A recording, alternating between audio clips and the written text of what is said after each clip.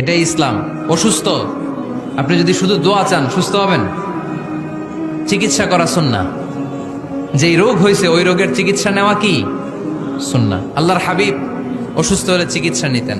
হাতে একবার বিচ্ছু কামড় দিল আল্লাহর হাবিবের আঙ্গুলে, তিনি রেগে গেলেন, ব্যথা পেলেন, আর বিচ্ছুরে বললেন, আরে বিচ্ছু, মানুষও চিনোস না, নবীও চিনোস না, কোথায় কামড় দিতে হবে এটাও জানোস না।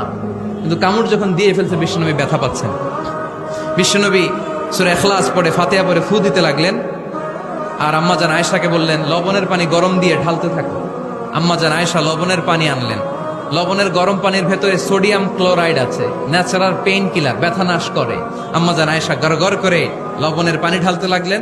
আল্লাহর হাবিব কোরআন পরে ফু দিতে লাগলেন। পানি ঢালা শেষ, গড়গড় করে লবণের পানি ঢালা শেষ, বিশ্বনবীর দোয়া পড়া শেষ, এর মধ্যে আঙ্গুলের ব্যথাও শেষ। কারণ দুইটার সমন্বয় হয়েছে, দোয়াও আছে, দাওয়াও